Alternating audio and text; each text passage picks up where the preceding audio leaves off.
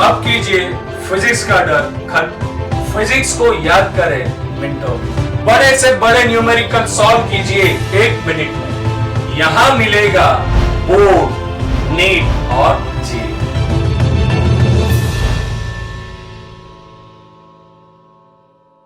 हाँ विद्यार्थी मित्रों, आज આપણે ચેપ્ટર 1ના સ્વાધ્યાયના દાખલા કરશું।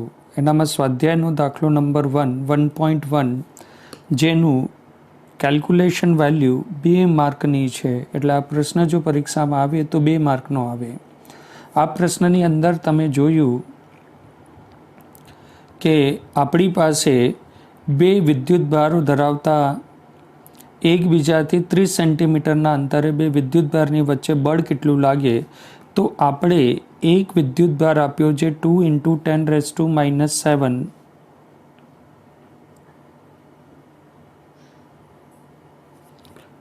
2 × 10⁻⁷ અને બીજો વીજભાર આપ્યો છે આપણે 3 × 10⁻⁷।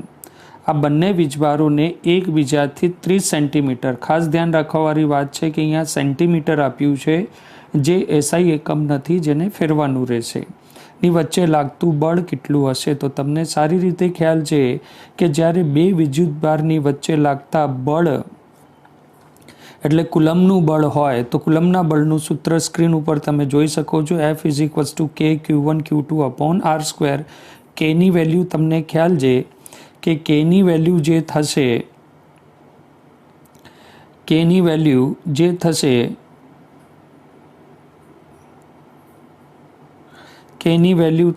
એ આપણી પાસે થશે 9 × 10⁹। Q1ની વેલ્યુ આપણી પાસે થશે 2 × 10⁻⁷। Q2ની વેલ્યુ આપણી પાસે થશે 3 × 10⁻⁷ અને આરની વેલ્યુ થશે 30 સેન્ટીમીટર, જેને તમે મીટરમાં ફેરવશો। દરેક મૂલ્ય રાખ્યા બાદ કેલ્ક્યુલેશન કરશો ત્યારે આપની પાસે જે જવાબ આવશે એ જવાબ કેટલો આવશે? 6 × 10⁻³ ન્યૂટન અપાકર્ષણ। અપાકર્ષણ એટલે આવ્યું છે દોસ્તો આપણી પાસે કે બંને વીજભાર, આ વીજભાર અને આ વીજભાર, બંને વીજભાર આપણી પાસે પ્લસ છે, તો પ્લસ વીજભાર વચ્ચે ઉદ્ભવતું બળ જે હોય એ અપાકર્ષણનું બળ હોય। એટલે આપણે જવાબ લખશું 6 × 10⁻³ ન્યૂટન અપાકર્ષણનું મૂલ્ય। એક વખત ફરીથી પ્રશ્ન આપણે જોઈએ કે 2 વીજભાર આપ્યા હતા, 2 વીજભાર આપ્યા હતા Q1 અને Q2, 2 વીજભારો આપ્યા હતા Q1 અને Q2 અને તેમની વચ્ચેનું અંતર આપ્યું હતું। આપણે કુલમના નિયમનું સૂત્ર લગાવ્યું, દરેક વેલ્યુ રાખી તો આપણી પાસે જવાબ આવી જાય છે 6 × 10⁻³ ન્યૂટન અપાકર્ષણ। અપાકર્ષણ એટલે કે બંને વીજભારો ધનમાં છે। હા વિદ્યાર્થી મિત્રો, હવે આજે આપણે પ્રશ્ન નંબર 1.2 કરશું, જેનામાં આપણે 2 વીજભારો આપ્યા છે। પહેલા વીજભારનું મૂલ્ય આપણે આપ્યું છે 0.4 µc વિદ્યુતભાર, એક નાના બીજા ગોળા પર વીજભાર આપ્યું છે -0.8 µc। એટલે એક વીજભાર પ્લસ છે, બીજો વીજભાર માઇનસ છે। બંને નાના ગોળા વડે હવામાં સ્થિત, તેના પર સ્થિત વિદ્યુતીય બળ લાગે છે 2 ન્યૂટનનું। તો પ્રશ્નમાં 2 ભાગ આપ્યા છે, જેનામાં પહેલા ભાગમાં આપણે 2 વિદ્યુતભાર વચ્ચે અંતર કેટલું હશે, અંતર શોધવાનું છે। તો ન્યૂટનના સૂત્રમાં આપણે આરને કરતા બનાવી દઈએ તો આપણી પાસે સૂત્ર જે આવશે એ સૂત્ર આપણી પાસે આ રહેશે। આરને કરતા બનાવ્યો છે એટલે r² = K Q1 Q2/f થશે, જેનાથી આપણે આર શોધવાનું રહેશે। તો આપણે સોલ્યુશન માટે સૌથી પહેલા K નું મૂલ્ય મૂકશું, જે તમને સારી રીતે ખ્યાલ છે 9 × 10⁹। Q1 નું મૂલ્ય આપણી પાસે થશે 0.4 × 10⁻⁶। Q2 નું આપણી પાસે મૂલ્ય થશે આપ્યું છે માઇનસમાં -0.8 મ્યુસી અને અંતર જે છે એમની વચ્ચે લાગતું બળનું મૂલ્ય આપણી પાસે આપ્યું છે 0.2 ન્યૂટન રાખી અને કેલ્ક્યુલેશન કરશું અને સ્ક્વેર પ્રમાણે આપણે અંડરરૂટ કેલ્ક્યુલેટ કરશું, જેનાથી આર સ્ક્વેરના મૂલ્ય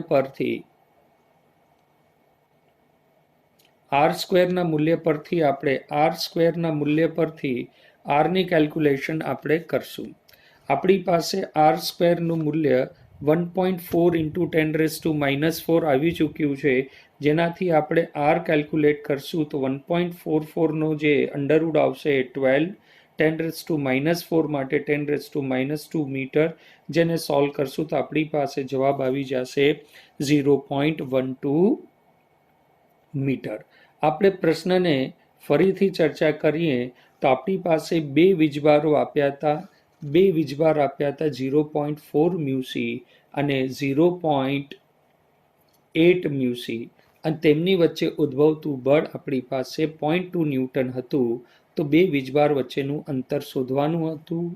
કુલમના નિયમ પરથી આરને કરતા બનાવી વેલ્યુ રાખી દીધી આપણે, અને આપણી પાસે એનું કેલ્ક્યુલેશનનો જવાબ આવી ગયો.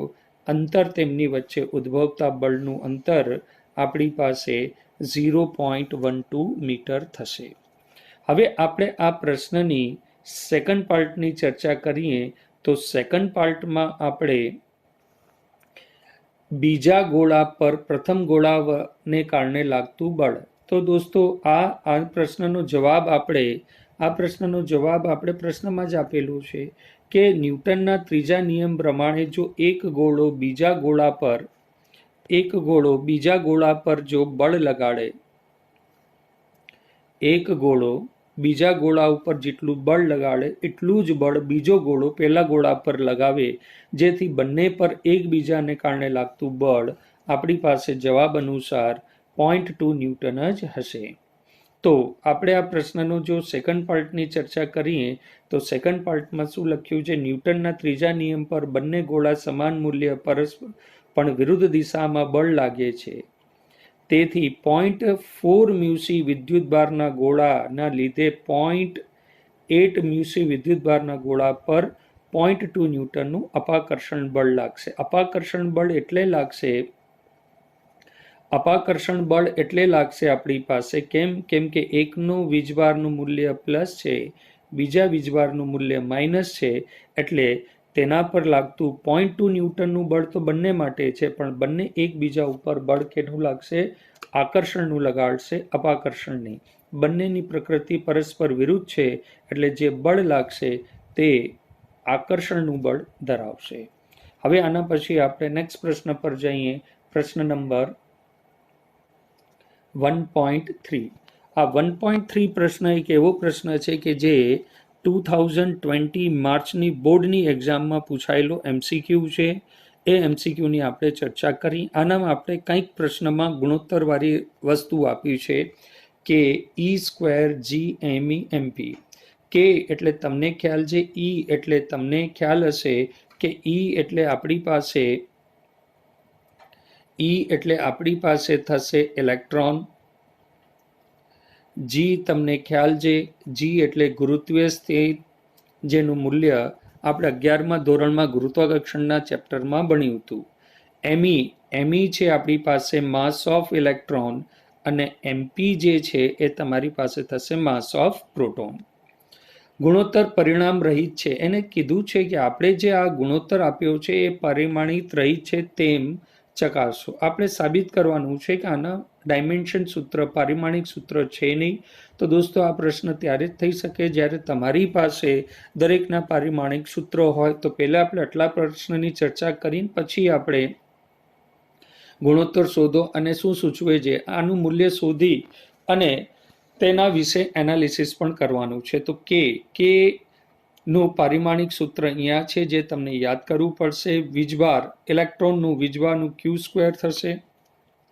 Gનું સૂત્ર તમે 11થમાં યાદ કર્યું હશે, m⁻⁻1 l⁻⁻3 t⁻². Mass of electron એટલે દળનું એકમ, માસ ઓફ પ્રોટોન છે તો માસ જ આ બધાને મેથેમેટિકલી સોલ્વ કરશો તો એમનો પાવર 0, એલનો પાવર 0, ટીનો પાવર 0 અને ક્યુનો પાવર 0 એટલે આનું મૂલ્ય આવે છે M1 આવે છે. એટલે સાબિત થઈ ગયું કે આપણે જે સૂત્ર આપ્યું હતું તે પરિમાણિક રહિત છે, એટલે એનો કોઈ પણ પરિમાણ નથી. આ પ્રશ્નને આગળ આપણે સોલ્યુશન કરીએ. કેની વેલ્યુ તમને ખ્યાલ હશે. આપણે જો કેની વેલ્યુ મૂકીએ તો કેની વેલ્યુ તમારી પાસે થશે 9 × 10⁹. ચાર્જ ઓફ ઇલેક્ટ્રોન, આ ચાર્જ ઓફ ઇલેક્ટ્રોનનું મૂલ્ય થઈ જશે 1.6 × 10⁻19. ઈનો સ્ક્વેર છે એટલે આ મૂલ્યનું પણ સ્ક્વેર થશે. જીની વેલ્યુ તમે 11thમાં યાદ કરી હશે 6.67 × 10⁻11. માસ ઓફ ઇલેક્ટ્રોન તમને અત્યાર સુધી યાદ થઈ ગયો છે, માસ ઓફ ઇલેક્ટ્રોન, અને માસ ઓફ પ્રોટોનના મૂલ્ય રાખી દીધા. કેલ્ક્યુલેશન કરશું તો આપણી પાસે જે જવાબ આવશે એ જવાબ આપણી પાસે આવી ગયો 2.29 × 10⁻39. જે 2020માં એમસીક્યુ આવ્યું હતું એ એમસીક્યુમાં આ પૂછવામાં આવ્યું હતું કે ઇલેક્ટ્રોન અને પ્રોટોન વચ્ચે સ્થિત વિદ્યુત બળ અને ગુરુત્વાકર્ષણ બળનો ગુણોત્તર કેટલો થશે એ પૂછવામાં આવ્યું હતું. ગુણોત્તર દર્શાવે છે નહીં, ગુણોત્તર કેટલો થશે, તો આપણો જવાબ હતો કે ગુણોત્તર 10⁻39 થશે. આ એમસીક્યુ પરીક્ષામાં આવેલું. એટલે પ્રશ્નમાંથી એમસીક્યુ પણ બની શકે કે ઇલેક્ટ્રોન અને પ્રોટોન વચ્ચે સ્થિત વિદ્યુત બળ અને ગુરુત્વાકર્ષણ બળનો ગુણોત્તર કેટલો થાય. ઓપ્શન્સમાં આપણી પાસે 10⁻39 જે હતું તે જવાબ હતો. આના તારણ આપણે શું કાઢી શકીએ, તો આનું તારણ એ રાખીએ કે પ્રોટોન સ્થિત વિદ્યુતીય બળ અને ગુરુત્વાકર્ષણ બળનો ગુણોત્તર લગભગ 10⁻39 છે. ધ્યાન રાખજો 10⁻39 પ્લસમાં મૂલ્ય છે. પ્લસમાં મૂલ્ય છે એનો મતલબ શું થશે, એનો મતલબ થશે ન્યુમરેટર કરતાં ડિનોમિનેટર ખૂબ મોટું હોય તો જ જવાબ પ્લસમાં આવે. અને અહીંયા જે જવાબ આવ્યો છે એ 10⁻39 આવ્યો છે. એટલે આપણે સ્પષ્ટ રૂપે કહી શકીએ કે સ્થિત બળ કેની વચ્ચે, ઇલેક્ટ્રોન અને પ્રોટોન વચ્ચેનું સ્થિત બળ અને ગુરુત્વાકર્ષણ બળમાં સ્થિત બળનું મૂલ્ય ખૂબ જ વધુ છે. એટલે કહી શકાય, આપણે આ દર્શાવી શકીએ. શું દર્શાવી શકીએ આનામાં, કે મોટો ગુણોત્તર દર્શાવે છે કે ગુરુત્વાકર્ષણ બળ કરતાં વિદ્યુતીય બળ ખૂબ જ પ્રબળ છે. અને દોસ્તો આ વસ્તુ આપણે 11thમાં જ ભણી ચૂક્યા છીએ કે 4 મૂળભૂત બળોમાં ગુરુત્વાકર્ષણનું બળ જે હોય છે ખૂબ જ નબળું હોય છે અને સૌથી પ્રબળ બળ હોય છે એ ન્યુક્લિયસની અંદરનું હોય છે. પણ અત્યારના આપણે જે ચર્ચા કરીએ છીએ એ ચર્ચા છે ગુરુત્વાકર્ષણ બળ અને વિદ્યુત બળ. તો ગુરુત્વાકર્ષણ બળ કરતાં વિદ્યુતીય બળ ખૂબ જ પ્રબળ છે. કેટલું છે, લગભગ 10⁻39 જેટલું પ્રબળ છે. તો આ પ્રશ્નને પાછો આપણે ફરીથી એક વખત જોઈ લઈએ કે પ્રશ્નમાં આપણે આપ્યું હતું કે ke²/g_me નો ગુણોત્તર પરિમાણ રહિત છે તેમ ચકાસવાનું હતું. આ પ્રશ્ન ત્યારે જ શક્ય છે જ્યારે તમને દરેકના પારિમાણિક સૂત્રો યાદ હોય. પારિમાણિક સૂત્રો રાખી મેથેમેટિકલી સોલ્યુશન કરી ને આપણે જોયું કે આપણી પાસે જવાબ આવ્યો M0, L0, T⁻0, Q0, અર્થાત એનો મતલબ થાય 1, અને તે સાબિત કરે છે કે આપેલ સૂત્ર પરિમાણ રહિત છે. એના પછી આપણે ચર્ચા કરવાની હતી કે ભૌતિક અચળાંક ધરાવતા કોષ્ટકમાં જુઓ અને ગુણોત્તર શોધો. તો આપણે ગુણોત્તર શોધ્યું તો એની વેલ્યુ લગભગ 10⁻39 આવી, જે એમસીક્યુ બોર્ડના 2020ના પેપરમાં આવી ચૂકેલો પ્રશ્ન છે. અને આના પરથી આપણે તારણ કાઢ્યું કે ગુરુત્વાકર્ષણનું બળ વિદ્યુત બળ કરતાં ખૂબ જ નબળું છે, અથવા વિદ્યુતીય બળ ગુરુત્વાકર્ષણ બળ કરતાં પ્રબળ છે. હવે આપણે આના પછી આપણા નેક્સ્ટ પ્રશ્ન તરફ જઈએ. નેક્સ્ટ પ્રશ્ન એક સબ્જેક્ટિવ પ્રશ્ન છે. સબ્જેક્ટિવ પ્રશ્નમાં છે પદાર્થનો વિદ્યુત ભાર ક્વોન્ટમિત થયેલો છે. એક કથનનો અર્થ શું છે? ક્વોન્ટમિત એટલે તમે ક્વોન્ટમિતને એ પ્રમાણે કહી શકો ક્વોન્ટાઇઝાઇઝડ, એટલે ક્વોન્ટમિતનો મતલબ એ થાય સંપૂર્ણ, પૂર્ણ. તમે ભણેલા હશો કે ક્વોન્ટમીકરણનું સૂત્ર કે Q is equals two NE થાય છે. એટલે કુદરતમાં મળતો કુલ વિદ્યુતભારનો જથ્થો એ મૂળભૂત વીજભાર તરીકે ઇલેક્ટ્રોનના પૂર્ણ ગુણાંક તરીકે હોય છે, જેને શું કહેવાય છે? ક્વોન્ટમીકરણ. તો વિદ્યુતભાર ક્વોન્ટાઇઝેશનનો અર્થ એ છે કે કોઈ પણ પદાર્થ પરનો કુલ વિદ્યુતભાર હંમેશા મૂળભૂત વિદ્યુતભારનો પૂર્ણ ગુણાંક હોય છે. ઇલેક્ટ્રોન પરના વિદ્યુતભારને મૂળભૂત વિદ્યુતભાર કહે છે. આ ખાસ ધ્યાન રાખજો કે આપણે મૂળભૂત વિદ્યુતભાર તરીકે ઇલેક્ટ્રોનને સ્વીકાર્યું છે. કોઈ પણ પદાર્થ પર મળતો કુલ વીજભારનો જથ્થો ઇલેક્ટ્રોનના વીજભારના પૂર્ણ ગુણાંકમાં હોય છે. એટલે એક પ્રકારથી વીજભારનું ક્વોન્ટમીકરણ કેને કહેવાય એ પ્રશ્ન એ પૂછે છે. જ્યારે પ્રશ્ન બી સ્થૂળ એટલે મોટા કલ્ચર. હવે Q is equals two ME, જ્યારે Q is equals two NE ની આપણે ચર્ચા કરતા હોઈએ ક્વોન્ટમીકરણ, જ્યાં તમે એમાં જોયું છે કે n નો મતલબ શું થાય? 1 2 3 4 5 પૂર્ણાંક થાય. એટલે n ની મૂલ્ય 1 લાખ, 2 લાખ, 3 લાખ, 4 લાખ, 5 લાખ ગમે તે થઈ શકે, પણ n નું મૂલ્ય કોઈ દાડો 2/3 કે 5/3 અપૂર્ણાંકમાં ન થઈ શકે. એ આ કહેવા માંગે છે. પણ જ્યારે આપણે મોટા વિદ્યુતભારની ચર્ચા કરીએ ત્યારે Q is equals two NE વિશે આપણે વધુ વિચારતા નથી. એટલે એ પ્રશ્ન આ કહેવા માંગે છે જ્યારે આપણે મોટા વિદ્યુતભાર Q is equals two NE સાથે કાર્ય કરતા હોઈએ ત્યારે વિદ્યુતભારના ક્વોન્ટાઇઝેશન્સ અવગણી શકાય છે. એનું કારણ એ છે કે એનું મૂલ્ય ઘણું નાનું છે અને n ઘણો મોટો છે, જેથી Q is equals two NE protons અથવા ઇલેક્ટ્રોનની સંખ્યા ગણી શકાય નહીં. પરથી Q એ સતત તરીકે વર્તે છે, એટલે કે વિદ્યુત સંખ્યામાં વિદ્યુતભાર સતત રીતે ગતિ કરતા હોય છે. એટલે આપણે કહી શકીએ કે આ પ્રશ્ન ક્વોન્ટમીકરણથી સંબંધિત છે, જેનું મેઇન છે Q is equals two NE. કુદરતમાં મળતો કુલ વીજભારનો જથ્થો મૂળભૂત વીજભારના પૂર્ણ ગુણાંકમાં હોય છે. જ્યારે Q ખૂબ જ મોટો હોય ત્યારે આપણે n ને અવગણી શકીએ છીએ. n ક્વોન્ટમીકરણ તરફ આપણે ધ્યાન આપતા નથી. તે બાબત આપણે પોઈન્ટ નંબર બી કહીએ છીએ, અને પોઈન્ટ એ આપણે વિદ્યુતભારનું ક્વોન્ટમીકરણ તરફ લઈ જાય છે. દોસ્તો, હવે આપણે નેક્સ્ટ પ્રશ્ન તરફ જશું, જેની અંદર પ્રશ્ન નંબર 1.5ની ચર્ચા કરશું. એ પણ સબ્જેક્ટિવ છે, જે અતિ સામાન્ય પ્રશ્ન છે, એટલે આપણે આને વધુ ડિસ્કસ કરતા નથી. હવે નેક્સ્ટ પ્રશ્ન તરફ આપણે જઈ રહ્યા છીએ. પ્રશ્ન નંબર 1.6 જે 3 માર્કનું અસ્તિત્વ ધરાવે છે. એટલે પરીક્ષામાં જો આ પ્રશ્ન આવે તો એના માર્ક હશે 3 માર્કનો પ્રશ્ન. એટલે આ પ્રશ્ન પરીક્ષામાં આવી શકે તે અનુસંધાને આપણે આને ચર્ચા કરીએ. આ પ્રશ્ન પાછો કુલમના નિયમ પર આધારિત છે, જેનામાં આપણે જે તમે આકૃતિમાં જોવો છો, જે સોલ્યુશનમાં નથી આપી, પ્રશ્નમાં નથી આપી, સોલ્યુશનમાં આપી છે.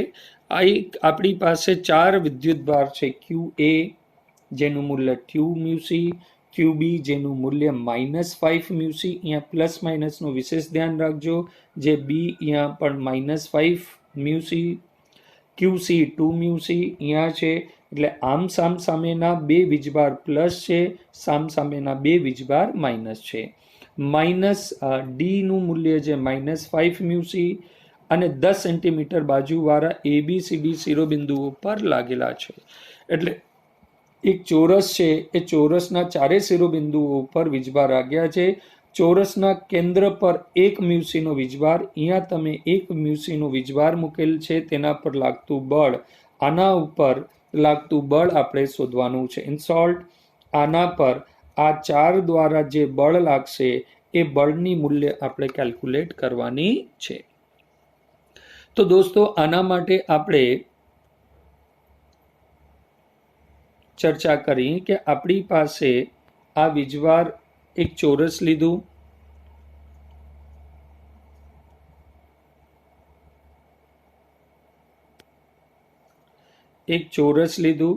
ચોરસના દરેક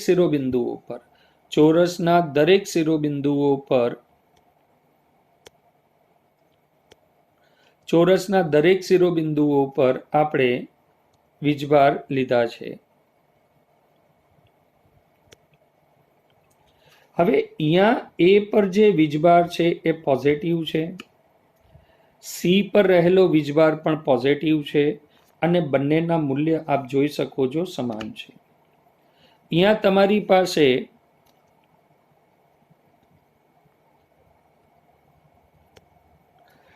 તમારી પાસે કેન્દ્રમાં રહેલો વીજભાર એ પણ પોઝિટિવ છે, તો એ પરનો વીજભાર આના પર આ દિશામાં બળ લગાડશે.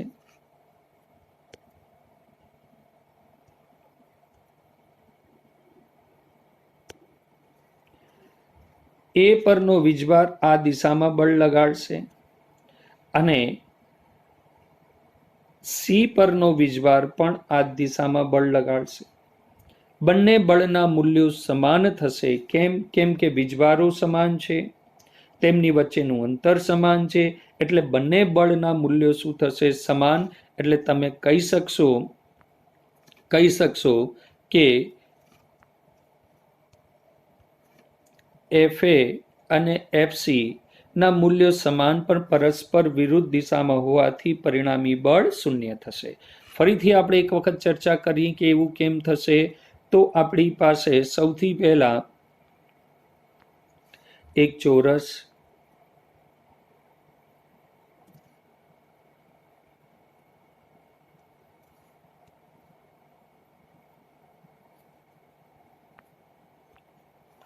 ચોરસ પર અહીંયા અને અહીંયા બંને વીજભારના મૂલ્યો કેટલા છે? +2μc અને 2μc. એને કારણે જે બળ લાગશે એ બળ આને કારણે અપાકર્ષણ બળ લાગશે, આકૃતિમાં જોઈ શકો છો F(c), અને આને કારણે જે બળ લાગશે એ પણ આ દિશામાં લાગશે. બંને પરના વીજભારના મૂલ્યો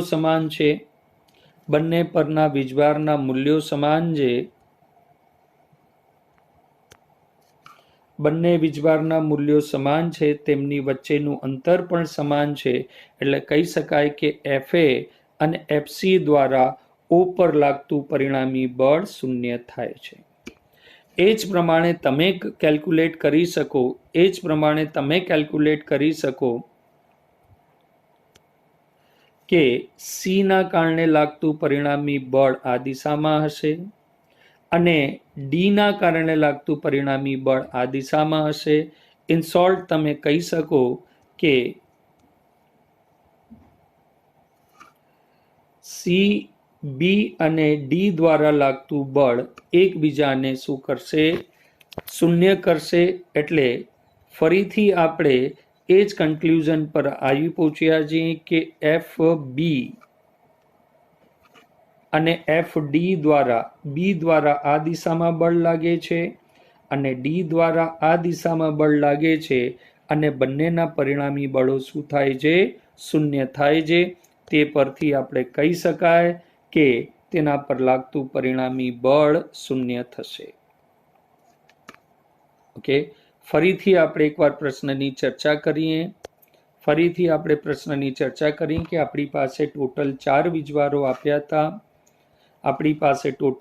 વીજભારો આપ્યા હતા. એ ચારો વીજભારને AC એકબીજાના અસરને નાબૂદ કરે છે. એ જ પ્રમાણે B અને D પોતપોતાની અસરને નાબૂદ કરે છે. એટલે O પર લાગતું પરિણામી બળ આપણે શું મળે છે? શૂન્ય મળે છે. સમજૂતી બાદ એકવાર પ્રશ્નનો જવાબ પરીક્ષામાં કેવી રીતે લખવાનો એ આપ જોઈ શકો છો કે 1μc ના વિદ્યુતભાર A અને C બિંદુઓ પર વિદ્યુતભારના લીધે લાગતા બળો FA અને FC ના સમાન મૂલ્યો પરસ્પર વિરુદ્ધ દિશામાં હોવાથી તેનું પરિણામી બળ શૂન્ય થાય છે. તે જ પ્રમાણે અને 1 મ્યુસીના વિદ્યુતભાર પર બી અને ડી બિંદુઓ પરના વિદ્યુતભારના લીધે લાગતા બળો એફ બી અને એફ ડીના મૂલ્યો સમાન પણ પરસ્પર વિરુદ્ધ દિશામાં હોવાથી તેનું પરિણામી બળ શૂન્ય થાય છે. F A plus F C બરાબર શૂન્ય અને F B plus F D બરાબર શૂન્ય થાય છે. F A is equals to minus of F C પરસ્પર વિરુદ્ધ દિશામાં અને એફ બી બરાબર માઇનસ ઓફ એફ ડી એ પરસ્પર વિરુદ્ધ દિશામાં છે. એટલે તમે કહી શકો કે 1 મ્યુસી પરના વિદ્યુતભાર પર લાગતું પરિણામી બળ શૂન્ય છે. એટલે આ પ્રમાણે મેથેમેટિકલી ગોઠવીને પણ તમે આન્સર શૂન્ય કહી શકો છો. આ પ્રશ્નો દોસ્તો પરીક્ષામાં જો આવે તો આના માર્કિંગ છે 3 માર્કનો પ્રશ્ન થાય, એટલે આને વિશેષ રૂપથી પ્રિપેર કરવા માટે આગ્રહ કરવામાં આવે છે. હવે આપણે પ્રશ્ન નંબર 1.8 જોશું, જેનામાં જે વિદ્યુત ક્ષેત્રથી સંબંધિત પ્રશ્ન છે. અત્યાર સુધી જે આપણે પ્રશ્નો કર્યા તેનામાં કુલમના નિયમ વિશે આપણે સૂત્ર ઉપયોગ કર્યો, કુલમના નિયમનો ઉપયોગ કરીને તે પ્રશ્નો સોલ્વ કર્યા હતા. પણ હવે એ ટ્રીક પ્રમાણે હવે જે નવા પ્રશ્નો છે એ પ્રશ્નોમાં વિદ્યુત ક્ષેત્ર અને વિદ્યુત ડાયપોલ અંગેના પ્રશ્નો છે. અત્યારના પ્રશ્ન નંબર 1.8માં આપણી પાસે સર્વપ્રથમ આ પ્રશ્નની વેલ્યુ, જો પરીક્ષામાં આ પ્રશ્ન આવે તો એના ટોટલ માર્ક 3 થઈ શકે છે. એટલે આ પ્રશ્ન 3 માર્કનો પરીક્ષામાં આવી શકે. આ પ્રશ્નમાં બે બિંદુવત વીજભાર ક્યુ એ જેનો વીજભાર છે 3 મ્યુસી અને ક્યુ બી જેનો વીજભાર છે -3 મ્યુસી, તેને એકબીજાથી શૂન્ય અવકાશમાં 20 સેન્ટીમીટરની દૂરી પર રહેલા છે. તો પહેલા ભાગમાં બંનેને જોડતી રેખાના મધ્યબિંદુ ઓ આગળ વિદ્યુત ક્ષેત્ર કેટલું હશે? એટલે બે વીજભારોના કારણે બનતા કુલ વિદ્યુત ક્ષેત્ર વિશે આપણે ચર્ચા કરવાની છે.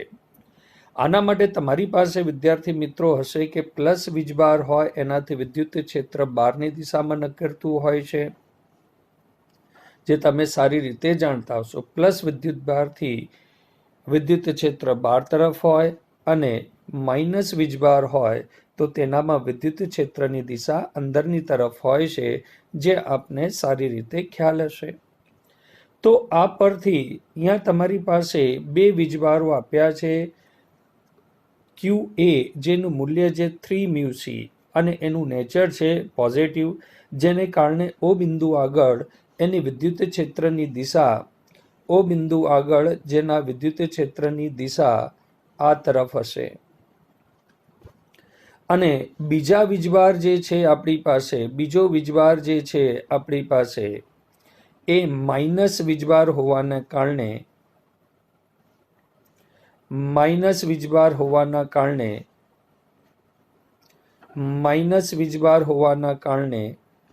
એનું વિદ્યુત ક્ષેત્ર પણ આ દિશામાં હશે. એટલે કહી શકાય કે બિંદુ ઓ આગળ એના કારણે વિદ્યુત ક્ષેત્ર આ દિશામાં હશે, વિદ્યુત ક્ષેત્ર એના કારણે, અને એ જ દિશામાં બીના કારણે પર વિદ્યુત ક્ષેત્ર બનતું હશે. એટલે કહી શકાય કે ઓ બિંદુ આગળ ઈ એ અને ઈ બીની દિશા સમાન હશે. એટલે ઓ બિંદુ આગળ પરિણામી વિદ્યુત ક્ષેત્ર E is equals to E A plus E B થશે. અને તમને સારી રીતે ખ્યાલ હશે કે વિદ્યુત ક્ષેત્રનું સૂત્ર E ઇઝ ઇક્વલ્સ ટુ કે ક્યુ બાય આર સ્ક્વેર થાય છે, જ્યાં કે 9 × 10⁹ ક્યુનું મૂલ્ય તમને આપ્યું છે. એક મૂલ્ય છે 3 મ્યુસી અને બીજું મૂલ્ય છે -3 મ્યુસી. એ પ્રમાણે જો તમે ચર્ચા કરીએ તો તમારી પાસે વિદ્યુત ક્ષેત્રના બંને સૂત્રો લગાવી દઈએ તો એ પ્રમાણે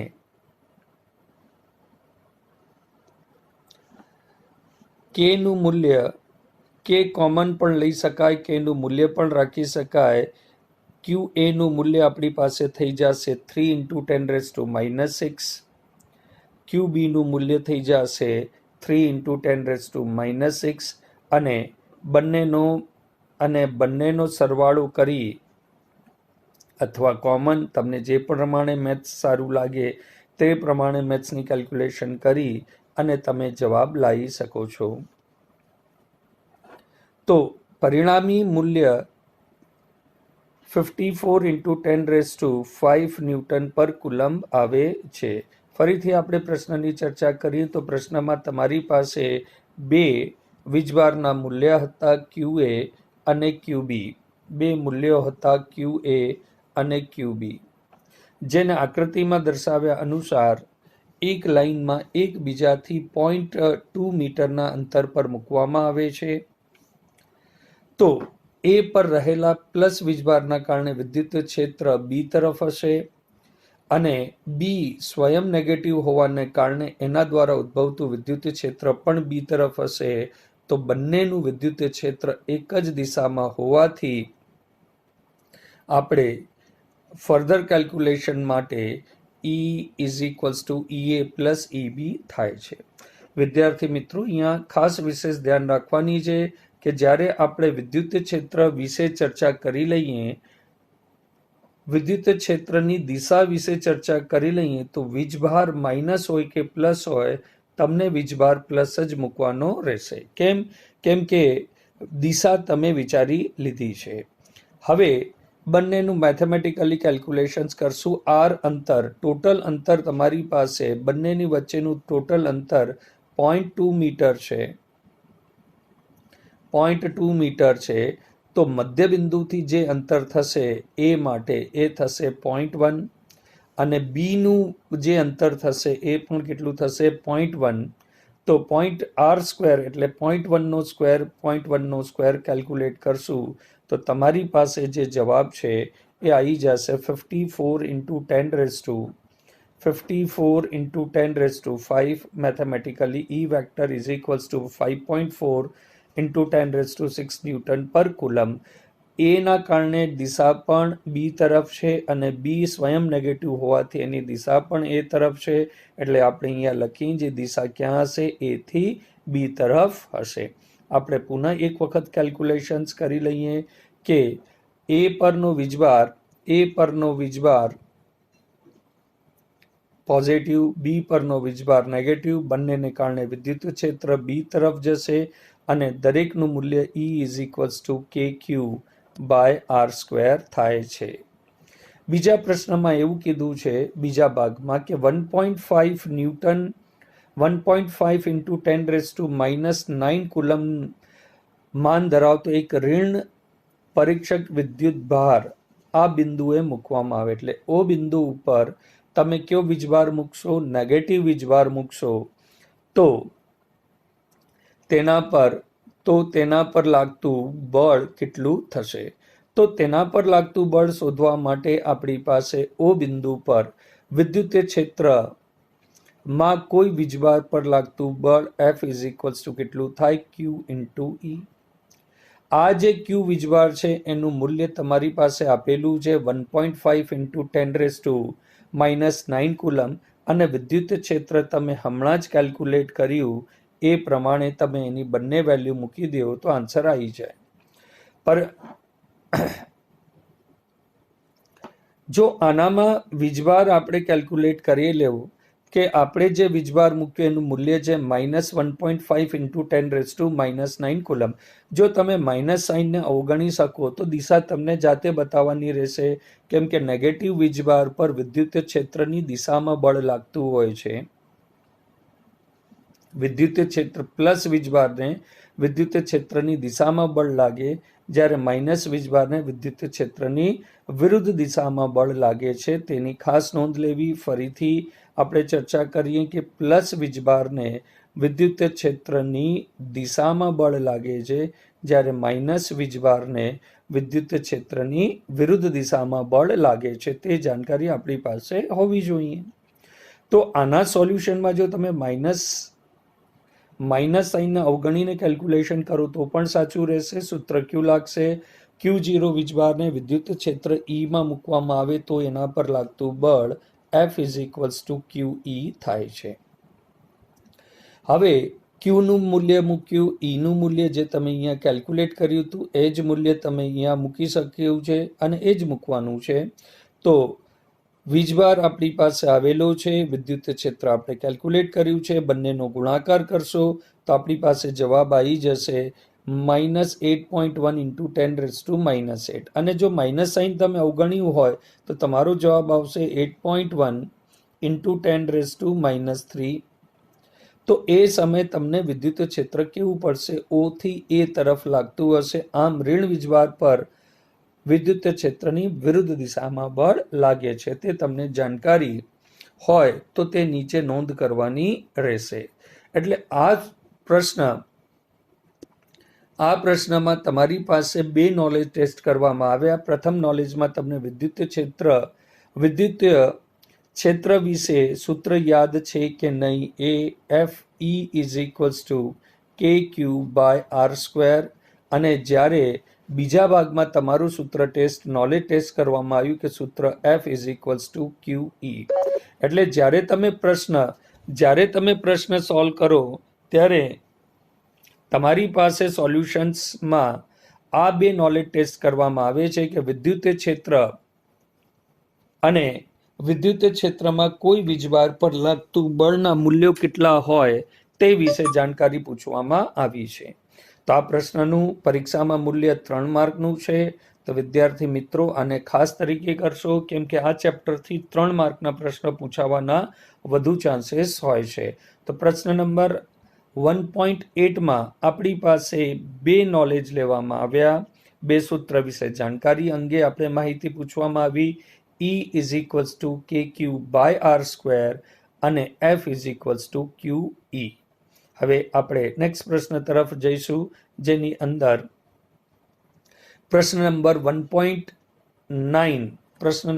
1.9માં આ ડાયપોલથી રિલેટેડ પ્રશ્ન છે. વિદ્યુતીય ડાયપોલ, તમને ખ્યાલ છે વિદ્યુતીય ડાયપોલ કેને કહેવાય? વિદ્યુતીય ડાયપોલની અંદર આપને ખ્યાલ હશે કે બે સમાન વીજભાર +Q અને -Q બે વીજભારને જો R અંતર પર મૂકવામાં આવે તો વિદ્યુતીય ડાયપોલનું મૂલ્ય થાય છે 2R ડિસ્ટન્સ અથવા 2A ડિસ્ટન્સ જે પણ લઈ શકો છો.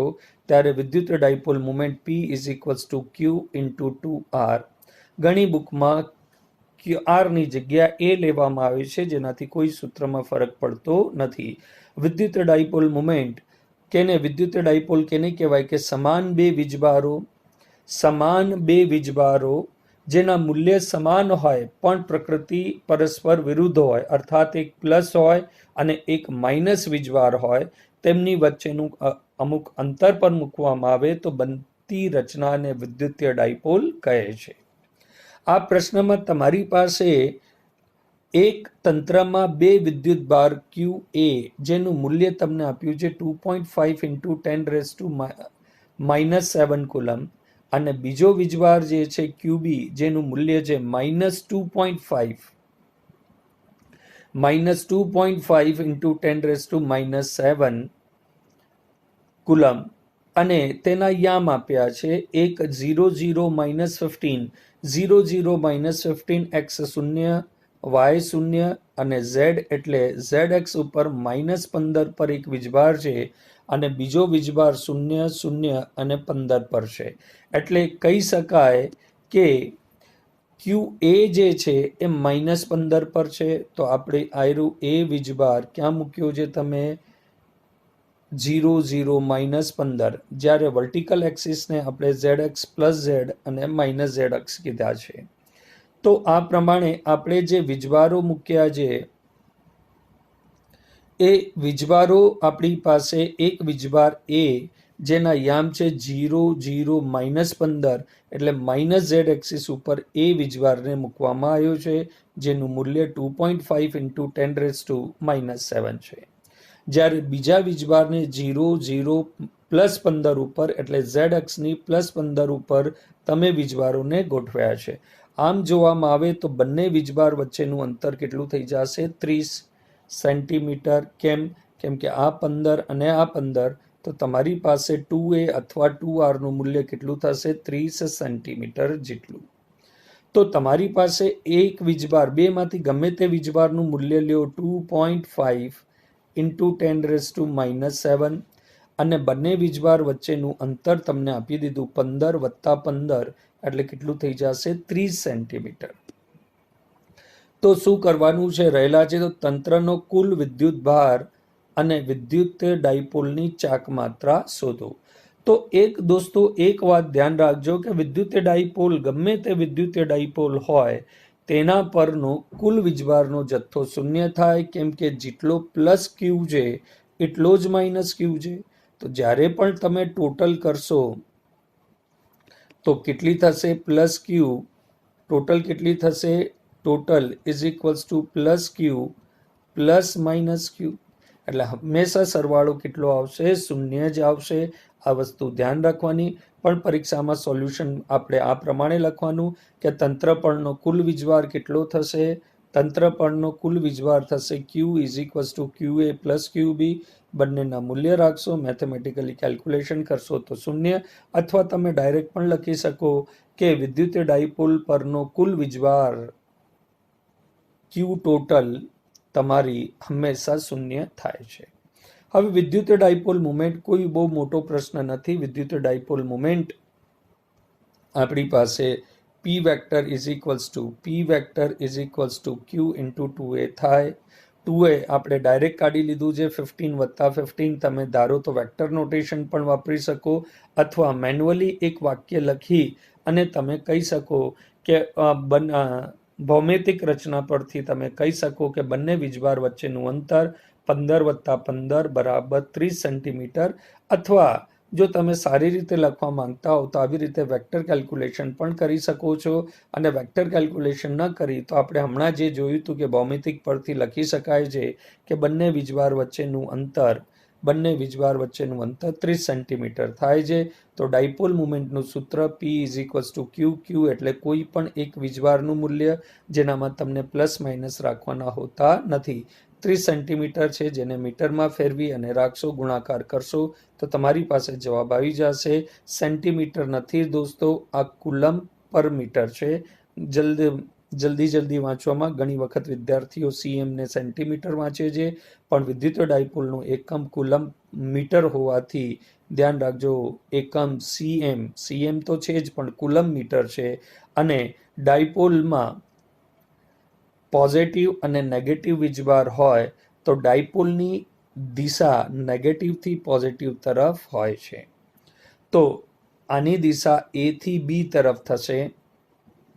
વિદ્યુત ડાયપોલ મોમેન્ટની દિશા A થી B તરફ જશે. A પર વિદ્યુત ડાયપોલ મોમેન્ટની દિશા A થી B તરફ, એટલે આપણે આ મારા ખ્યાલ પ્રમાણે A થી B તરફ નહીં જાય. આપણે આકૃતિ જોઈએ તો વિદ્યુત ડાયપોલ A પર પોઝિટિવ ચાર્જ છે અને B પર નેગેટિવ છે, એટલે નીચે દોસ્તો એક કરેક્શન કરી લેજો. વિદ્યુત ડાયપોલની દિશા હંમેશા નેગેટિવથી પોઝિટિવ તરફ હોય, જેથી ધ્યાન રાખજો ડાયપોલની દિશા નેગેટિવ ઝેડ એક્સિસ તરફ થશે. એટલે અહીંયા ટાઈપિંગ મિસ્ટેકના કારણે આ ખાસ વાતની ધ્યાન રાખજો. એટલે ઝેડ અક્ષની દિશામાં મૂલ્ય કઈ હશે, ઋણ ઝેડ અક્ષની દિશામાં મૂલ્ય હશે. એટલે તમે કહી શકો કે A થી B તરફ નહીં હોય, દિશા A થી B તરફ નહીં હોય, B થી A તરફ હશે, એટલે કે નેગેટિવ ઝેડ અક્ષની દિશામાં મૂલ્ય હશે. તો દોસ્તો આ પ્રશ્ન અતિ સામાન્ય પ્રશ્નની શ્રેણીમાં આવે છે, જેનામાં તમારે પર ડાયપોલ પરનું કુલ વીજભારનું મૂલ્ય શૂન્ય થાય છે અને વિદ્યુત ડાયપોલની ચાક માત્રા શોધવા માટે એક સિમ્પલ સૂત્ર લગાવ્યું છે. હવે આપણે નેક્સ્ટ પ્રશ્ન તરફ જશું. પ્રશ્ન નંબર 1.10 અને આ પણ ડાયપોલથી રિલેટેડ પ્રશ્ન છે. આ પ્રશ્નની અંદર સમાન વિદ્યુત ક્ષેત્રમાં એક ડાયપોલને મૂકવામાં આવે તો તેના પર લાગતા ટોર્કનું સૂત્ર તમને શોધવાનું છે. આમ જોવા જઈએ તો ટોર્કનું સૂત્ર છે આપણી પાસે, એ ટોર્કનું સૂત્ર આપણી પાસે tau is equals two P vector cross E vector થાય છે.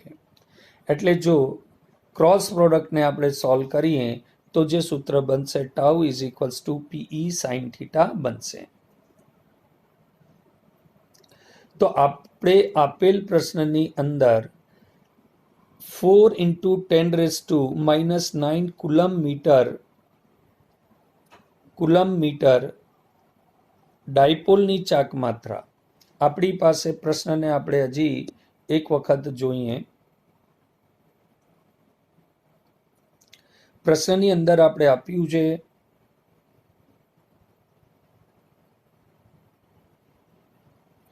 કે 4 × 10⁻⁹ કુલમ મીટર ડાયપોલની ચાક માત્રા ધરાવતી એક વિદ્યુતીય ડાયપોલ આ વિદ્યુતીય ડાયપોલનું નથી, કન્ફ્યુઝન ન થતા, 5 × 10⁴ ન્યૂટન પર કુલમનું માન ધરાવતા સમાન વિદ્યુતીય ક્ષેત્રમાં મૂકવામાં આવ્યા છે. એટલે દોસ્તો આપણી પાસે જે વેલ્યુ આપી છે એ આપણે જે વેલ્યુ આપી છે સાથે 30 ડિગ્રીના ખૂણે રાખવામાં આવે છે. એટલે જો આપણે ડાયાગ્રામ બનાવીએ તો આપણે માની લઈએ કે આ સમાન વિદ્યુતીય ક્ષેત્ર છે. એ સમાન વિદ્યુતીય ક્ષેત્રમાં તમે કોઈ એક ડાયપોલ મૂકો છો, એક ડાયપોલ મૂકી છે, તમે સમાન વિદ્યુતીય ક્ષેત્રમાં એક ડાયપોલ મૂકો છો. માની લઈએ કે આપણી પાસે એક ડાયપોલ છે. કરેક્શન, આ આપણે ડાયપોલ મૂક્યો છે અને એ સમાન વિદ્યુતીય ક્ષેત્ર સાથે 30 ડિગ્રીનો ખૂણો બનાવે છે.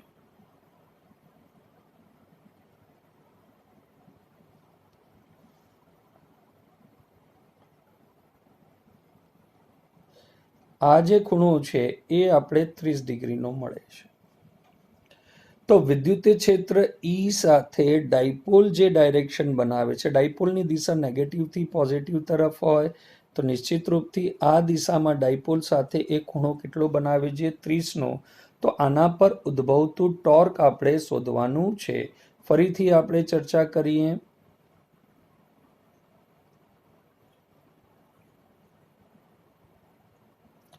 તો આપેલ પ્રશ્નની અંદર આપણી પાસે ડાયપોલ મોમેન્ટની ચાક માત્રા 4 × 10⁹ કુલમ, સમાન વિદ્યુતીય ક્ષેત્ર 5 × 10⁴ ન્યૂટન પર કુલમ અને ડાયપોલ વિદ્યુતીય ક્ષેત્ર સાથે 30 ડિગ્રીનો ખૂણો બનાવતું હોય તો આપણે જે સૂત્ર ઉપયોગ કરવાનું છે એ સૂત્ર આપણી પાસે મળે છે tau is equals to P E sine theta.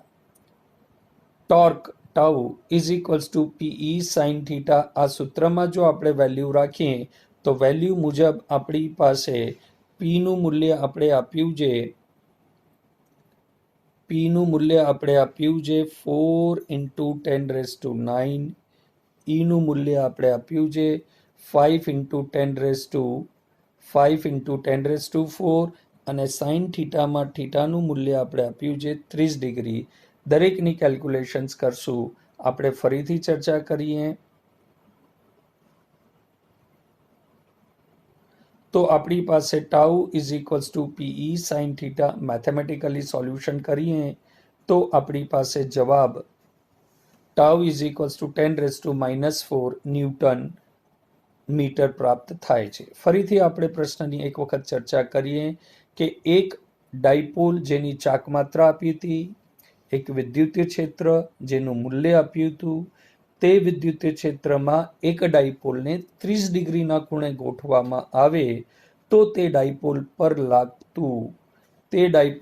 લાગતું ટોર્કનું મૂલ્ય આપણે શોધવાનું હતું અને એ ટોર્કનું સૂત્ર થાય છે tau is equals to P E sine theta. પીનું મૂલ્ય, ઈનું મૂલ્ય અને થીટાનું મૂલ્ય આપેલું છે. વેલ્યુ રાખી અને કેલ્ક્યુલેશન્સ કરીએ તો જવાબ આવી જશે.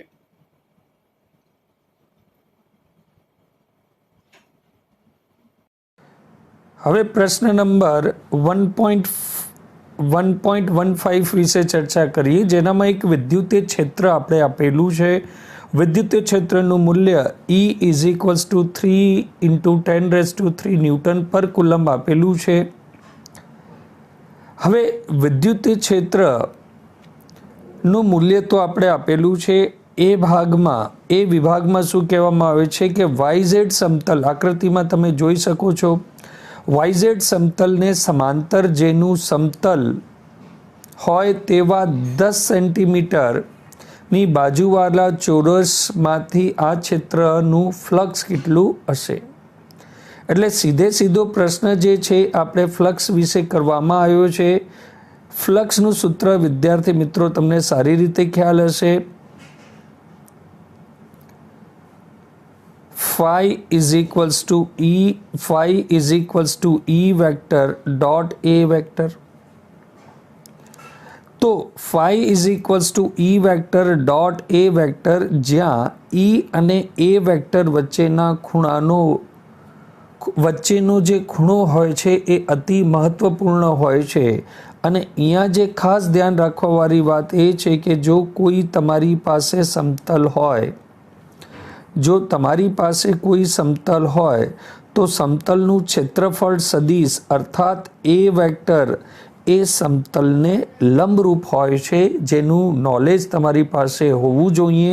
અને આ પાર્ટનું આ જે લોજિક છે તે બીજા પાર્ટમાં ખૂબ જ સારી રીતે યુઝ થવાનું છે. ફરીથી કે ક્ષેત્રફળ જે પણ હોય એ ક્ષેત્રફળનું ક્ષેત્રફળ સદિશ અર્થાત A વેક્ટર એ ક્ષેત્રફળને લંબ હોય છે. એ વિશે આપણે નોંધ લેવી જોઈએ.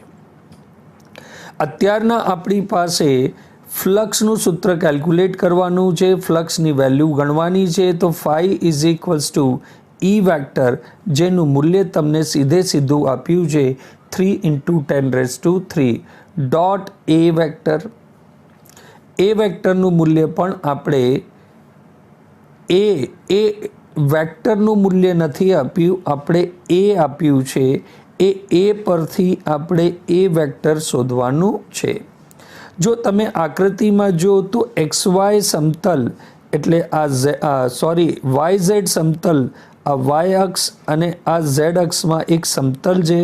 તો આ જે સમતલ બન્યું એ સમતલનું લંબ સદિશ કઈ દિશામાં હશે? X અક્ષની દિશામાં હશે. એટલે A વેક્ટરનું મૂલ્ય થશે A ડોટ I કેપ.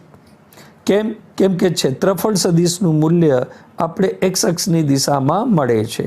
ક્ષેત્રફળ આયરું, જે ક્ષેત્રફળ જે છે એ YZ સમતલમાં છે. YZ સમતલને જે લંબ હોય એ X અક્ષની દિશામાં હોય.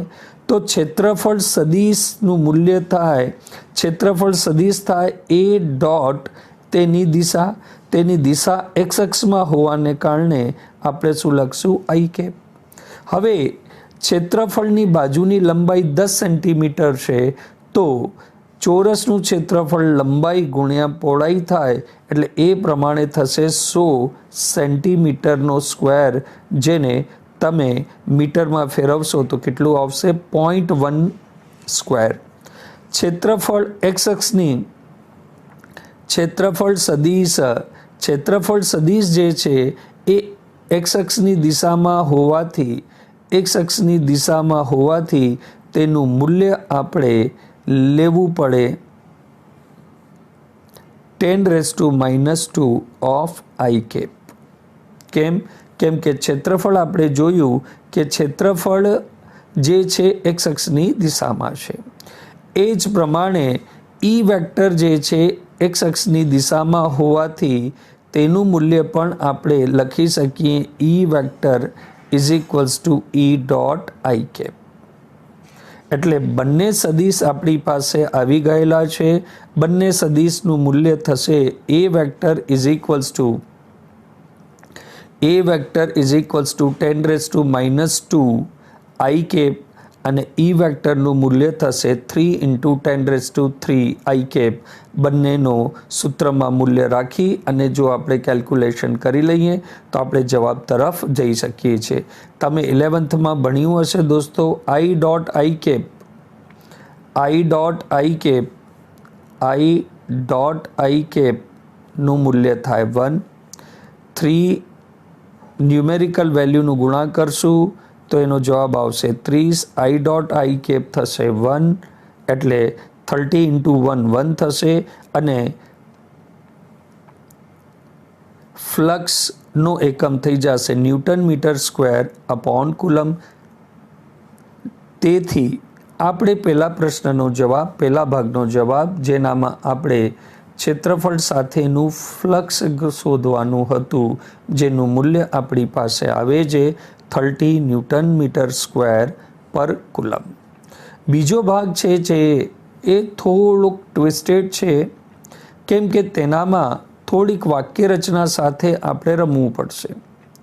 જો વિદ્યુત ક્ષેત્ર જ ચોરસના સમતલને દોરેલા લંબ, ચોરસના સમતલને દોરેલા લંબ, ચોરસના સમતલને દોરેલા લંબ એક્સ અક્ષ સાથે 60 ડિગ્રીનો ખૂણો બનાવે, ચોરસનું દોરેલું લંબ એક્સ અક્ષની સાથે 60 ડિગ્રીનો ખૂણો બનાવે, તો તેમાંથી ફ્લક્સ કેટલું હશે? બનાવે તો તેમાંથી ફ્લક્સ કેટલું હશે? તો વિદ્યાર્થી મિત્રો, હવે અહીંયા જે છે એ થોડીક કેલ્ક્યુલેશન આપણે સમજી લઈએ.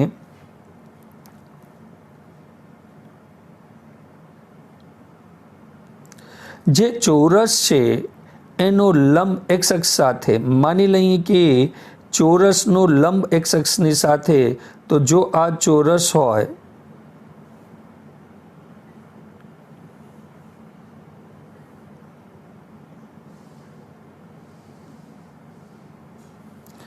આપણી પાસે આ ચોરસ સાથેનો લંબ, આ ચોરસ સાથેનો લંબ, આ ચોરસ સાથેનો લંબ એક્સ અક્ષ સાથે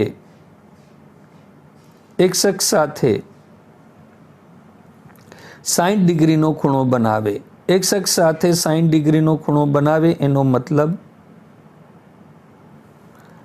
આ એક્સ અક્ષ સાથે આ જે ખૂણો બનાવશે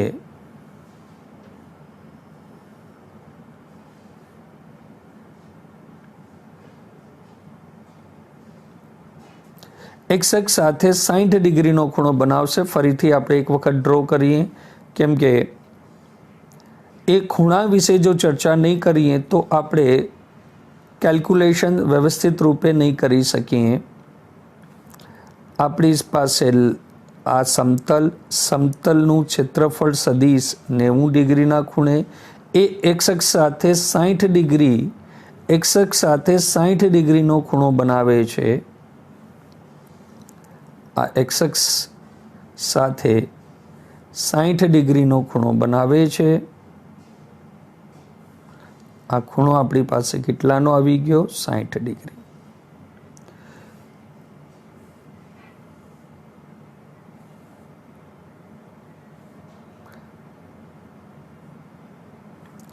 તો આ આપણી પાસે એ વેક્ટર એક્સ અક્ષની દિશામાં જ ઈ વેક્ટર છે, એટલે ઈ વેક્ટરની દિશા પણ આ જ થશે. તો ઈ વેક્ટર અને એ વેક્ટર વચ્ચેનો ખૂણો આપણે કેટલો મળે છે? 60 ડિગ્રી, જેની નોંધ લેવી. ફરીથી આપણે રિપીટ કરીએ કે ચોરસના સમતલનું દોરેલો લંબ એક્સ અક્ષ સાથે 60 ડિગ્રી, એટલે ચોરસનો લંબ જે છે એ વેક્ટર એ એક્સ અક્ષ સાથે 60 ડિગ્રી, એનો મતલબ થશે ઈ વેક્ટર અને એ વેક્ટર વચ્ચેનો ખૂણો 60 ડિગ્રી. સારી રીતે સમજ્યા હોય તો આપણી પાસે ફ્લક્સનું સૂત્ર શું હોય?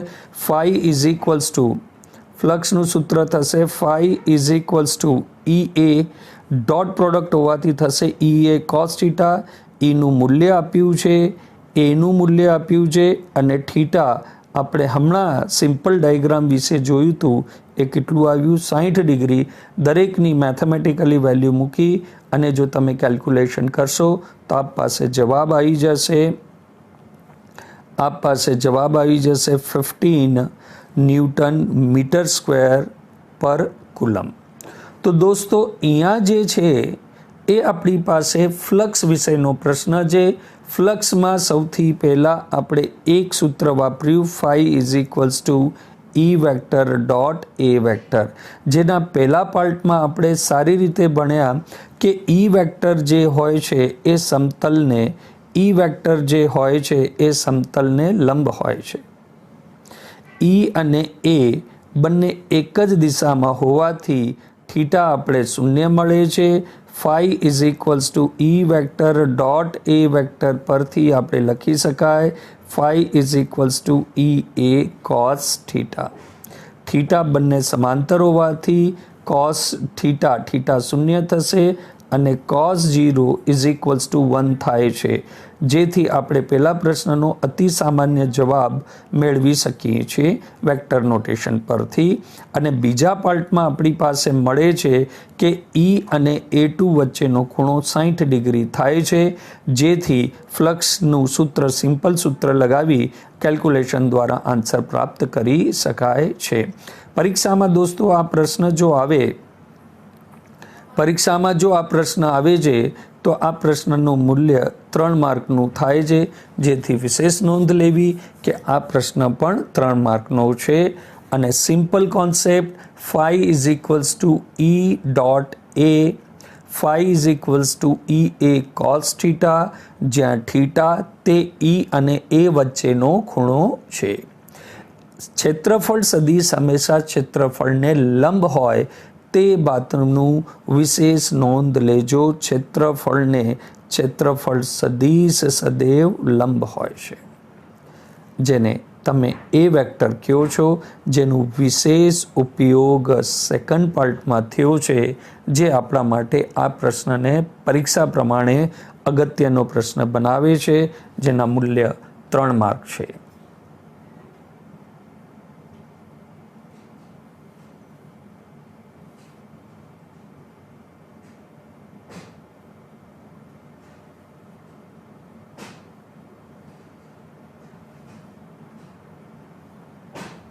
હવે વિદ્યાર્થી મિત્રો આપણે પ્રશ્ન નંબર 1.17 સ્ટાર્ટ કરશું, જેની અંદર ફ્લક્સથી સંભાવિત પ્રશ્ન છે. એ પ્રશ્નની અંદર એક બ્લેક બોક્સની સપાટીની આગળ વિદ્યુતીય ક્ષેત્રની કાળજીપૂર્વક માપણી દર્શાવે છે કે બોક્સની સપાટીમાંથી બહાર આવતું કુલ ફ્લક્સ 8 × 10⁻³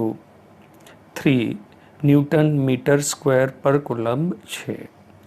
તો પહેલા ભાગમાં આપણે બોક્સની અંદરનો કુલ વિદ્યુતભાર કેટલો હશે તે વિશે જાણકારી લેવાની છે.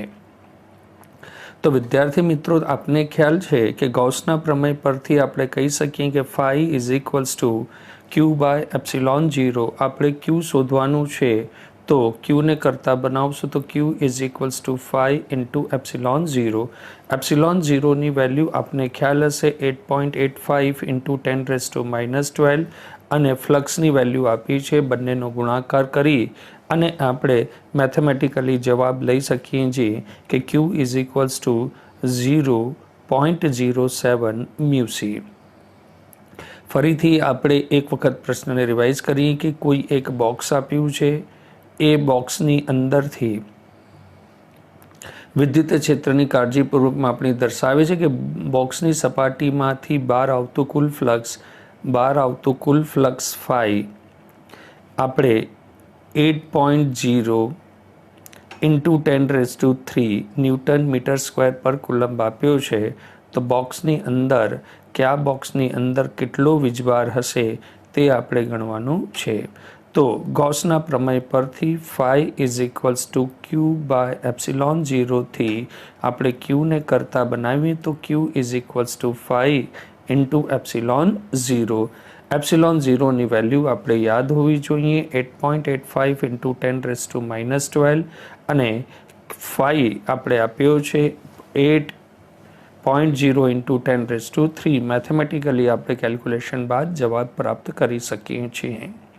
હવે આના બીજા પાર્ટ ઉપર જઈએ કે જો બોક્સની સપાટીમાંથી બહાર આવતું કુલ નેટ ફ્લક્સ શૂન્ય હોય તો એવો નિષ્કર્ષ કાઢી શકાય કે બોક્સમાંથી કોઈ પણ વિદ્યુતભાર નથી. હવે દોસ્તો, આમ જનરલી આપણે સામાન્ય રૂપે વિચારીએ કે આનામાંથી આવતું ટોટલ ફ્લક્સ શૂન્ય હોય તો આપણે માની શકીએ કે ક્યુ ઇઝ ઇક્વલ્સ ટુ 0 હોય, પણ એવું ન થઈ શકે, કેમ કે સપાટીની અંદર પ્લસ ક્યુ વીજભાર અને માઇનસ ક્યુ વીજભાર હોય તો ક્યુ નેટ આપણી પાસે શું થાય? શૂન્ય. એ પણ આ સ્થિતિમાં પણ કુલ ફ્લક્સ આપણી પાસે શૂન્ય જ થાય. એટલે જરૂરી નથી કે વીજભાર ન હોય તો જ ફ્લક્સ શૂન્ય થાય, પણ એવું પણ થઈ શકે કે અંદર ચોખ્ખો વીજભાર પ્લસ ક્યુ અને માઇનસ ક્યુ હોય, એટલે ક્યુ નેટ તમારી પાસે શૂન્ય હોય ત્યારે પણ, જ્યારે ક્યુ નેટ પણ શૂન્ય હોય ત્યારે પણ તમે ફ્લક્સ શૂન્ય કહી શકો. તો આ જ પ્રમાણે આપણે બીનો આન્સર આપી શકીએ. શું આન્સર આપી શકાય? ના, આપણે કહી શકીએ કે બોક્સની અંદર કોઈ વિદ્યુતભાર નથી. આપણે એમ કહી શકીએ કે બોક્સની અંદર ચોખ્ખો વીજભાર શૂન્ય છે. વીજભાર નથી એ ન કહી શકાય. આપણે એમ કહી શકીએ કે ચોખ્ખો વીજભાર શૂન્ય થશે.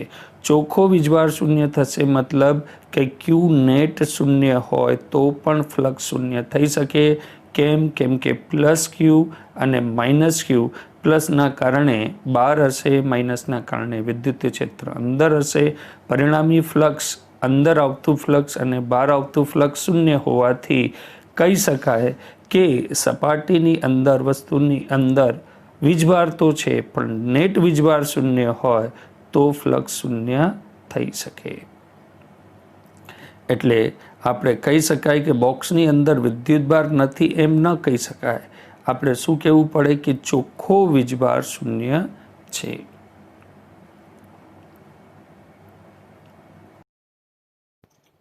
પ્રશ્ન નંબર 1.21, સ્વાધ્યાય પ્રશ્ન નંબર 1.21, જેની અંદર 10 સેન્ટીમીટર ત્રિજ્યાનો એક વાહક ગોળા પર અજ્ઞાત વિદ્યુતભાર છે.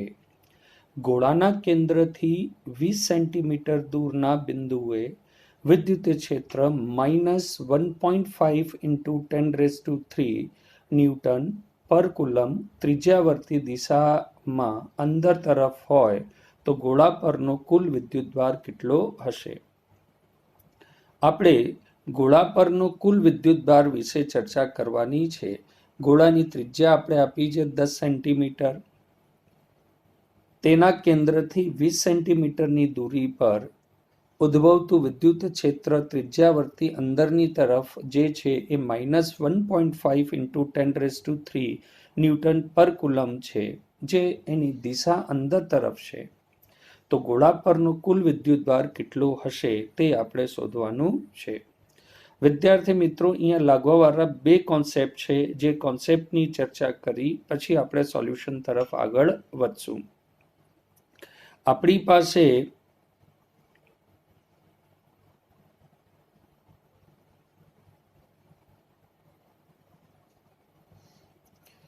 એક ગોળાકાર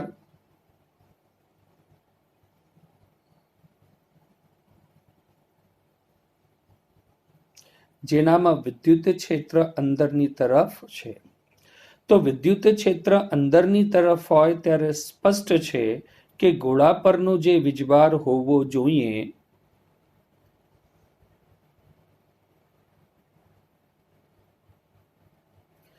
એ ગોળા પરનો વીજભાર નેગેટિવ હોય તો જ વિદ્યુત ક્ષેત્ર અંદર તરફ હોય. આ સૌથી પહેલો કોન્સેપ્ટ.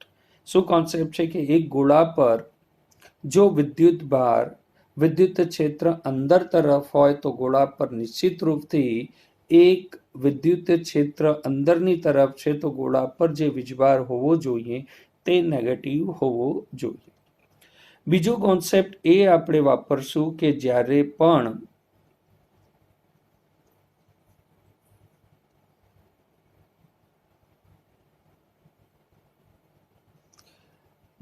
પણ આપણી પાસે ગોળાકાર હોય તો જ્યારે વિદ્યુત ક્ષેત્રનું જે અંતર આપ્યું હોય એ જો ત્રિજ્યાની બહારની તરફનું હોય,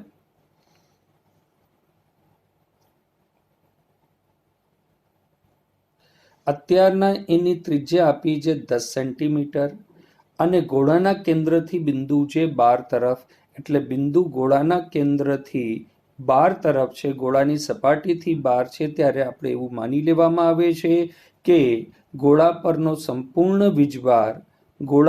સંપૂર્ણ વીજભાર તેના કેન્દ્ર પર આવી ગયો છે. એટલે અત્યારના પ્રશ્નમાં આપણે માની લઈએ કે એક બિંદુથી 20 સેન્ટીમીટરના અંતર પર ઉદ્ભવતું વિદ્યુત ક્ષેત્ર તમને આપ્યું છે -1.5 × 10⁻³ ત્યારે આ બિંદુ પરનો વીજભાર કેટલો હશે તે આપણે શોધવાનું છે. મતલબ પ્રશ્ન ગોળા પરથી શરૂ થયો, આપણે ગોળા પરનો સંપૂર્ણ વીજભાર તેના કેન્દ્ર પર માની લીધું. એટલે કેન્દ્ર પર કેટલો વીજભાર હોય જેથી તેનાથી 20 સેન્ટીમીટરના અંતર પર ઉદ્ભવતું વિદ્યુત ક્ષેત્ર -1.5, અત્યારના 1.5 માત્ર એની દિશા સૂચવે છે, એટલે 1.5 લઈને આપણે ન્યુમેરિકલ આન્સર લઈ આવશું. 1.5 × 10⁻³ ન્યૂટન પર કુલમ છે. તો એ સ્થિતિમાં આપણી પાસે વિદ્યુત ક્ષેત્રનું સૂત્ર આપણી પાસે આવી ગયું, E = kq/r², જ્યાં q ને કરતા બનાવવાનો છે, તો q = E × r²/k. k ની વેલ્યુ તમને મિત્રો ખ્યાલ હશે 9 × 10⁻⁹. મેથેમેટિકલી કેલ્ક્યુલેશન કર્યા બાદ આપણી પાસે q નો જવાબ આવી જાય છે. q નો જવાબ આવી જશે આપણી પાસે q = 6.67 Nc નેનો કુલમ. 10⁻⁹ છે એટલે એને નેનો કુલમમાં કન્વર્ટ કરી શકાય. હવે વિદ્યુત ક્ષેત્ર અંદરની તરફ છે, આકૃતિમાં પણ તમે જોઈ શકો છો વિદ્યુત ક્ષેત્ર અંદરની તરફ છે, અને વિદ્યુત ક્ષેત્ર અંદરની તરફ ક્યારે હોય? જ્યારે સંપૂર્ણ ગોળા પર નેગેટિવ વીજભાર હોય, જેથી આપણે કહી શકીએ q = -6.67 નેનો કુલમ. પ્રશ્નની આપણે ફરીથી એક વખત ચર્ચા કરી લઈએ કે પ્રશ્નમાં આપણી પાસે 10 સેન્ટીમીટર ત્રિજ્યાનો એક વાહક ગોળો, જેના પર કેટલો વીજભાર છે આપણે ખ્યાલ નથી. ગોળાના કેન્દ્રથી 20 સેન્ટીમીટરના અંતરે ઉદ્ભવતું વિદ્યુત ક્ષેત્ર, ત્રિજ્યાવર્તી વિદ્યુત ક્ષેત્ર -1.5 × 10⁻³ ન્યૂટન પર કુલમ્બ છે. તો ગોળા પરનો કુલ વીજભાર કેટલો હશે? તો ગોળા પરનો કુલ વીજભાર શોધવા માટે આપણે માની લીધું કે ગોળા પરનો જે કુલ વીજભાર છે એ આપણે તેના કેન્દ્ર ઉપર માની લીધું. તેના કેન્દ્રથી r અંતર પર ઉદ્ભવતું વિદ્યુત ક્ષેત્ર કેટલું હશે તેનો જવાબ આપણે લીધો. E = kq/r². q આપણે શોધવાનું છે, q ને આપણે કરતા બનાવી લીધો, એટલે થશે ER²/k. E નું વેલ્યુ આપ્યું છે, r ની વેલ્યુ આપી છે 20 સેન્ટીમીટર, એને મીટરમાં ફેરવશું, અને k ની વેલ્યુ તમને ખ્યાલ છે 9 × 10⁻⁹. એ પ્રમાણે તમે કેલ્ક્યુલેશન કરી અને જવાબ લાવી શકો છો. ફરીથી આ પ્રશ્ન આમ બહુ અતિ સામાન્ય પ્રશ્ન છે. પ્રશ્નની વેલ્યુ 2 માર્કની થઈ શકે છે, પરીક્ષામાં આવી શકે છે, તો તે વાતની નોંધ લેવી. આ પ્રશ્નના 2 માર્ક છે, જ્યાં કોન્સેપ્ટ કે ગોળા પરનો ટોટલ વીજભાર જે છે એ વીજભારને આપણે કેન્દ્ર પર ધારી શકીએ.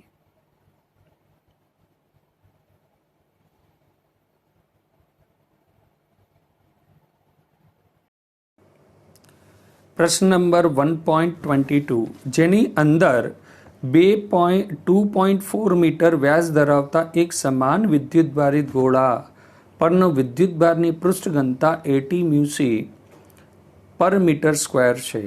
તો પહેલા ભાગમાં આપણે ગોળા પરનો વિદ્યુતભાર શોધવાનો છે. તો વિદ્યાર્થી મિત્રો, અહીંયા જે આપણી પાસે 2 કોન્સેપ્ટ લાગે છે. પ્રથમ કોન્સેપ્ટમાં આપણે વિદ્યુતભારની પૃષ્ઠ ઘનતાનું સૂત્ર સામાન્ય રૂપે હોય σ = q/a, જ્યાં q વીજભાર છે અને a ક્ષેત્રફળ છે. તો ગોળા માટે જે ક્ષેત્રફળ થાય એ થાય 4πr². તો સિગ્માનું સૂત્ર થાય σ = q/4πr², જ્યાં r એ ગોળાની આર એ ગોળાની ત્રિજ્યા છે અને આપણે વ્યાસ આપ્યું છે, તો ખાસ રીતે ધ્યાન રાખજો કે 2.4 મીટર જે છે એ ગોળાનું વ્યાસ છે, જેના પરથી આપ ત્રિજ્યા શોધશો. પ્રથમ પાર્ટમાં આપણે ગોળા પરનો વીજભાર શોધવાનું છે, તો વિદ્યુતભારની પૃષ્ઠ ઘનતાનું સૂત્ર થાય છે sigma is equals to Q upon 4πr², જેમાં આપણે વિદ્યુતભાર શોધવાનો હોવાથી ક્યુને જો તમે કરતા બનાવી દો તો સૂત્ર થાય Q is equals to 4πr² into sigma. દરેક વેલ્યુ આપી છે. સિગ્માની વેલ્યુ આપણે આપી છે 80 મ્યુસી. મ્યુસીને તમે કન્વર્ટ કરશો તો 80 ઇન્ટુ 10⁻⁻⁶. 4πની વેલ્યુ ખ્યાલ છે. ત્રિજ્યા તમે અહીંયાથી કાઢી છે 2.4 મીટરથી વ્યાસથી તમે ત્રિજ્યા કાઢી એટલે ત્રિજ્યાનો સ્ક્વેર. મેથેમેટિકલી કેલ્ક્યુલેશન બાદ આપ પાસે ગોળા પરનો વિદ્યુતભાર હશે 1.45 ઇન્ટુ 10⁻³ કુલમ. એટલે અહીંયા માત્ર તમારી પાસે એક જ સૂત્ર લાગે છે કે પૃષ્ઠ વિદ્યુતભારની ઘનતા sigma is equals to Q upon 4πr², જેના પરથી Q is equals to sigma 4πr². ક્યુની વેલ્યુ 1.45 ઇન્ટુ 10⁻³ કુલમ. હવે આપણે બી પાર્ટ તરફ જઈએ તો ગોળાની સપાટીમાંથી બહાર જતું કુલ વિદ્યુતીય ફ્લક્સ શોધવાનું છે. તો ફ્લક્સનું સૂત્ર તમને ખ્યાલ છે phi is equals to sigma Q upon epsilon 0. એટલે આપણી પાસે માત્ર એક જ વીજભાર છે, એટલે ફ્લક્સ ઇઝ ઇક્વલ્સ ટુ તમે લખી શકો ક્યુ બાય એપ્સિલોન 0. ક્યુની વેલ્યુ તમે પ્રથમ પાર્ટમાં શોધી છે 1.45 ઇન્ટુ 10⁻³ કુલમ અને એપ્સિલોન 0ની વેલ્યુ તો આપને યાદ હશે 8.85 ઇન્ટુ 10⁻12. મેથેમેટિકલી કેલ્ક્યુલેશન બાદ ગોળાની સપાટીમાંથી બહાર આવતું વિદ્યુતીય ફ્લક્સનું મૂલ્ય થશે phi is equals to 1.64 into 10⁸ newton metre square પર કુલમ. પ્રશ્ન નંબર 1.23, જેનામાં અનંત લંબાઈનો એક તાર છે એની રેખીય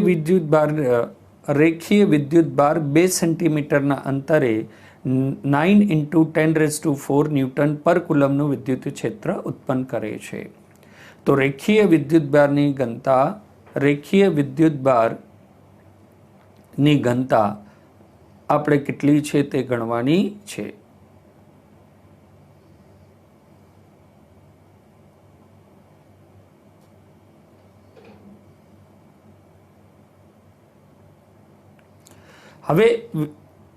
હવે વિદ્યાર્થી મિત્રો આપણે ખ્યાલ હશે કે એક અનંત લંબાઈનો તાર જેના પર રેખીય વીજભારની ઘનતા લેમ્બડા હોય તો તેનાથી આર અંતર પર ઉદ્ભવતું વિદ્યુત ક્ષેત્ર E is equals two lambda upon 2πε0r થાય છે. ફરીથી એક અનંત લંબાઈના તારથી જેની રેખીય વીજભારની ઘનતા લેમ્બડા હોય, રેખીય વીજભારની ઘનતા લેમ્બડાનું સૂત્ર થાય lambda is equals two Q/L. આના પહેલાના પ્રશ્નમાં આપણે જોઈ હતી પૃષ્ઠ વીજભારની ઘનતા થાય sigma is equals two Q/A અને કદ વીજભારની ઘનતા થાય ρ ઇઝ ઇક્વલ્સ ટુ Q/V. હવે અત્યારના આપણી પાસે એક અનંત લંબાઈનો જે તાર છે, અનંત લંબાઈનો આપણે તાર લીધો જેની રેખીય વીજભારની ઘનતા લેમ્બડા છે, તેનાથી આર અંતર પર ઉદ્ભવતું વિદ્યુત ક્ષેત્ર E is equals two lambda upon 2πε0r થાય છે. હવે આ જે કેલ્ક્યુલેશન છે એ જ કેલ્ક્યુલેશનનો આપણે ઉપયોગ કરવાનો છે. અત્યારના આપણે જે વસ્તુ આપી છે એ વસ્તુ આપણે આપી છે 2 સેન્ટીમીટરના અંતરે, એટલે આપણી પાસે આર આવી ગયું છે. 9 ઇન્ટુ 10⁴ ન્યૂટન પર કુલમનું વિદ્યુત ક્ષેત્ર છે. એટલે સૂત્ર આપણી પાસે E is equals to lambda 2πε0, જેમાંથી લેમડાને કરતા બનાવશો આપ તો સૂત્ર થશે 2πε0 ε0 નું વેલ્યુ તમારી પાસે ખ્યાલ હોવી જોઈએ. ની વેલ્યુ તમને આપી છે 9 ઇન્ટુ 10⁴ ન્યૂટન પર કુલમ અને આરની વેલ્યુ આપી છે 2 સેન્ટીમીટર. ન્યુમેરિકલ બધી વેલ્યુ રાખી અને આપ જવાબ કેલ્ક્યુલેટ કરી શકો છો. સામાન્ય અતિ સામાન્ય શ્રેણીનો પ્રશ્ન, જે